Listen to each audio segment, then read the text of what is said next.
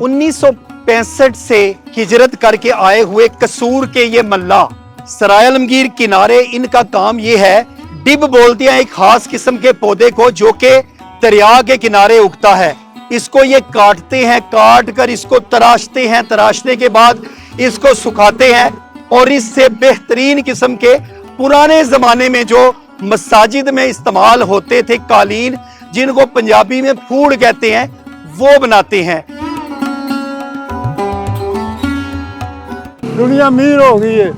अगे से दुनिया गरीब सफा दिन नमाज़ां पढ़ती सी, हुण दुनिया हो गई है अमीर, हुण कलीना कारपेटां ते नमाज़ां पढ़दी। 800 रुपया लभदा है, वो वंड कोई ना ते खा पी लईदा, होर की करना है। अगों फिर सुबह तैयार हो जाईदा कारोबार ते। ਅਸੀਂ ਇਹ ਪੂਰਾ ਮਹੱਲਾ ਕੰਮ ਕਰਨੇ ਆ ਚਿਕ ਮੂੜੇ ਦਾ। ਇਸ ਤੋਂ ਪਹਿਲੇ ਇੱਥੇ ਸਾਫ ਦਾ ਕੰਮ ਹੁੰਦਾ ਸੀ, ਹੁਣ ਆ ਸਾਰਾ ਇਸ ਕੰਮ ਦੀ ਕਾਨੇ ਦੇ ਕੰਮ ਦੀ ਕਾਫੀ ਵੈਰਾਈਟੀ ਬਣ ਰਹੀ ਹੈ। ਛੱਪਰ ਬਣ ਰਹੇ ਨੇ, ਬਹਿਣ ਵਾਲੇ ਮੂੜੇ ਬਣ ਰਹੇ ਨੇ और इधर काफ़ी इस्तेमाल है।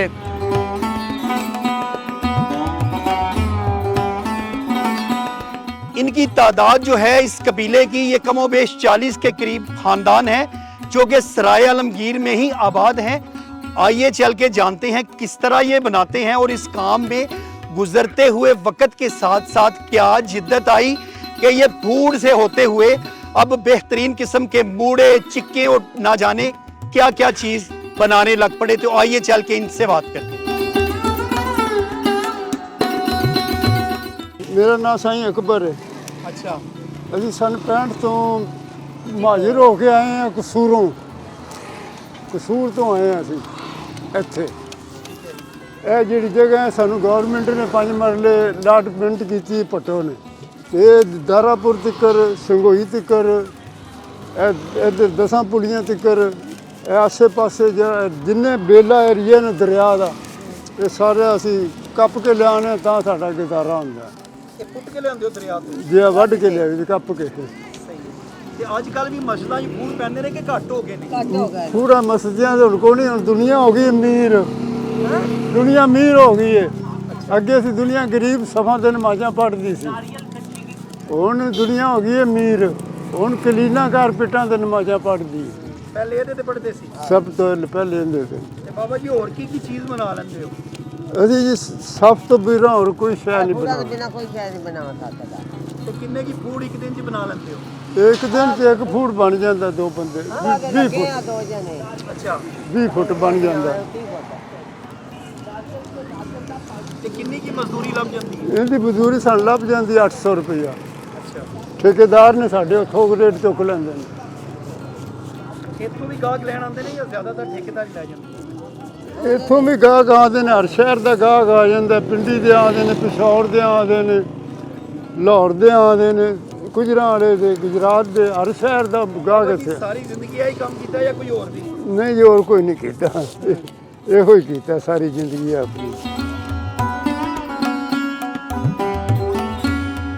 ਮੇਰਾ ਨਾਮ ਮੁਹੰਮਦ ਬਿਲਾਲ ਹੈ। ਅਸੀਂ ਇਹ ਪੂਰਾ ਮਹੱਲਾ ਕੰਮ ਕਰਨੇ ਆ ਚਿਕ ਮੂੜੇ ਦਾ।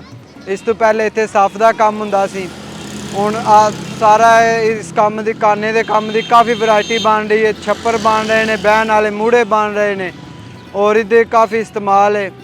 पहले साढ़े वड्डे ਜਿਹੜੇ ਸੀ ਉਹ ਸਾਫ ਬਣਾਉਂਦੇ ਸੀ ਫੂਡ ਬਹਿਣ ਵਾਲੇ। ਉਸ ਤੋਂ ਬਾਅਦ ਅਸੀਂ ਜਿੰਨੀ ਵੀ ਪੂੰਘਾਂ ਨਵੀਂ ਉਹਨਾਂ ਸਾਰਾ ਇਹ ਚਿਕ ਮੂੜੇ ਦਾ ਕੰਮ ਸ਼ੁਰੂ ਕੀਤਾ ਹੈ। ਖਿੜਕੀ ਦਰਵਾਜ਼ੇ ਦੀ ਚਿਕ, ਇਹ ਛੱਪਰ, ਛੱਤ ਦਾ ਛੱਪਰ, ਇਹ ਸਾਰੀ ਹੁਣ ਕਾਨੇ ਦੀ ਵੈਰਾਈਟੀ ਦੀ ਇਹ ਚੀਜ਼ ਬਣ ਰਹੀ ਹੈ। ਕਾਰੋਬਾਰ ਹੀ ਹੈ ਕਰੀਦਾ, ਹੋਰ ਕਾਰੋਬਾਰ ਸਾਡਾ ਹੈਗਾ ਹੀ ਕੋਈ ਨਹੀਂ ਦਾ। ਇਹ ਮਿਹਨਤ ਕਰਨੇ ਆ ਸਾਰੀ ਦਿਹਾੜੀ, शाम ਨੂੰ ਆਪਦਾ ਪੈ ਬਹਿ ਦਾ ਖਾ ਪੀ ਤੇ ਮਾੜਾ। ਉੱਠਦੇ ਹੋ ਤੇ ਬਣਾਉਣੇ ਸ਼ੁਰੂ ਕਰਦੇ ਹੋ? ਹੈ ਸਵੇਰੇ ਕਿੰਨੇ ਵਜੇ ਸ਼ੁਰੂ ਕਰਦੇ ਹੋ? ਇਹ ਕਰਨੇ ਆ ਸਵੇਰੇ ਸਵੇਰ 7 ਵਜੇ ਨਾਲ। ਸਵੇਰੇ ਬਹਿ ਜੇ ਠੰਡੇ ਠੰਡੇ ਕਰੀਦਾ, ਫਿਰ ਧੁੱਪ ਹੋ ਜਾਂਦੀ, ਫਿਰ ਝੱਟ ਕੋ ਬੰਦਾ ਸਾਣੀ ਲੈ ਲੈਂਦਾ। ਠੀਕ ਹੈ, ਇਹ ਹਿਸਾਬ ਹੈ, ਜਿੰਨਾ ਕੁ ਹੋਵੇ ਉਹਨਾਂ ਕਰ ਛੱਡੀਦਾ। ਬੁੱਢੇ ਬੰਦੇ ਹੁਣ ਸਾਡੇ ਕੋਲ ਹੁੰਦਾ ਕੀ ਹੈ, ਹੁਣ ਤਾਂ ਬਾਹਰ ਲਾਲਚੀ ਲੱਗਣਾ ਹੈ। ਮਾਰੀ ਦਾ ਮਜਬੂਰੀ ਨੂੰ ਕਰੀਦਾ, ਜਿਹੜਾ ਕੰਮ ਕਰਨਾ ਫਿਰ ਹੁਣ ਮਾਰੀ ਦਾ ਹੀ ਕਰਨਾ ਹੈ। ਬੱਚੇ ਕਿੰਨੇ ਜੀ? ਬੱਚੇ ਖੈਰ ਨਾਲ ਲੈ ਗਏ ਨੇ 5, ਇੱਕ ਫੌਤ ਹੋ ਗਿਆ ਸੀ। ਤੇ ਆਪਦੀ ਬੰਦਾ ਮਿਹਨਤ ਕਰਦਾ, ਆਪਦੀ ਮਿਹਨਤ ਕਰਦੇ ਤੇ ਖਾਂਦਾ ਹੈ, ਕਿਹਦਾ ਕਾਣ ਮਥਾਈ ਨਹੀਂ ਦੇ। ਐਸਾ ਤੁਸੀਂ ਦੋਵੇਂ ਮੀਆਂ ਬੀਵੀ ਇਕੱਠੇ ਵੀ ਮੀਆਂ ਬੀਬੀ ਦੋਵਾਂ ਨੇ ਇਕੱਠੇ ਹੀ ਕਰਨਾ। ਜਦੋਂ ਇੱਕ ਹੀ ਅੱਡਾ ਹੈ ਤੇ ਇੱਕ ਤੇ ਹੀ ਬਹਿਣਾ, ਵੱਖੋ ਵੱਖ ਤਾਂ ਬੈਠਾ ਹੀ ਨਹੀਂ ਜਾਂਦਾ, ਤੇ ਨਾ ਕਦੇ ਬੰਦੇ ਤਾਂ ਹੁੰਦਾ ਹੀ ਗਏ। ਠੀਕ ਹੈ ਨਾ ਇਹ ਕਾਰੋਬਾਰ ਪੁੱਤਰ ਇਹ ਹੀ ਹੈ ਸਾਡਾ ਵੀ। ਅਸੀਂ ਆਪਦਾ ਦਿਹਾੜੀ ਮਿਹਨਤ ਕਰਨੇ ਆ ਖਾਸ ਪੈਸੇ ਕਿੰਨੇ ਲੱਭਦੇ ਨੇ ਮਜ਼ਦੂਰੀ ਇੱਕ ਫੁੱਟ ਦੀ? ਮਜ਼ਦੂਰੀ ਕੀ ਲੱਭੀ ਤੁਹਾਨੂੰ ਦੱਸਿਆ ਤੇ ਹੈਗਾ ਵੀ 800 ਰੁਪਇਆ ਲੱਭਦਾ ਹੈ। ਉਹ ਵੰਡ ਕੋਈ ਨਾ ਤੇ ਖਾ ਪੀ ਲਈਦਾ, ਹੋਰ ਕੀ ਕਰਨਾ ਹੈ। ਅੱਗੋਂ ਫੇਰ ਸੁਬਾਹ ਤਿਆਰ ਹੋ ਜੀਦਾ ਕਾਰੋਬਾਰ ਤੇ। ਸੱਜਰੀ ਦਿਹਾੜੀ ਹੈ ਪੁੱਤਰ, ਹੋਰ ਕੁਝ ਨਹੀਂ। ਦਿਨ ਬਾਰਿਸ਼ ਹੋ ਜੀ ਉਹਦੇ ਭੁੱਖੇ ਸੌਂ ਜਾਓ, ਉਹ ਸੌਂ ਲਓ ਭੁੱਖੇ, ਹੋਰ ਫਿਰ ਕੀ ਕਰਨਾ ਹੈ।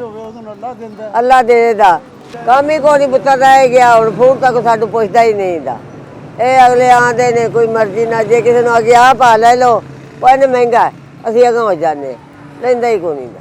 ਮਰਜ਼ੀ ਹੋਵੇ ਤੇ ਕੋਈ ਲੈ ਜਾਂਦਾ, ਨਾ ਮਰਜ਼ੀ। ਬੜੀ ਗੱਲ ਕੀਤੀ ਹੈ, ਪਹਿਲੇ ਜ਼ਮਾਨੇ 'ਚ ਲੋਕ ਮਸਜਿਦਾਂ 'ਚ ਪਾਉਂਦੇ ਸੀ, ਇਹ ਪਾਉਂਦੇ, ਹੁਣ ਕੋਈ ਨਹੀਂ ਪਾਉਂਦੇ ਅਗਲੇ। ਹੁਣ ਆ ਕੀ ਆ ਚੱਲ ਪਈਆਂ ਕਾਰਮੇਟਰ ਜੋ ਬਣਾਦੇ ਨੇ ਉਹ ਪਾਉਂਦੇ ਨੇ, ਇੱਕੋ ਨਹੀਂ ਪਾਉਂਦਾ।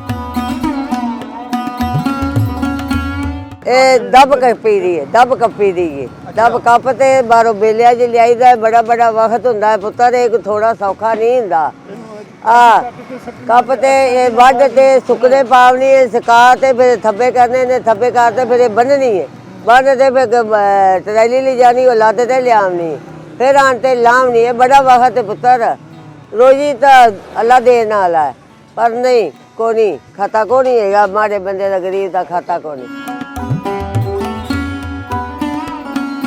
ये थे नाजरीन दरिया किनारे बसते हुए मल्लाह, जिन्होंने बजाय किसी के आगे हाथ फैलाने को या नौकरी करने को एक पेशा जो है उसको चुना और दरिया के किनारे से ही रोज़ी अपनी हासिल करनी शुरू कर दी। सबसे पहले ये सफ़र 1965 से इधर शुरू हुआ। बिल्कुल मसाजिद के लिए ये फूड बनाते थे, एक ख़ास किस्म की इस तिनके से बनी हुई दरिया।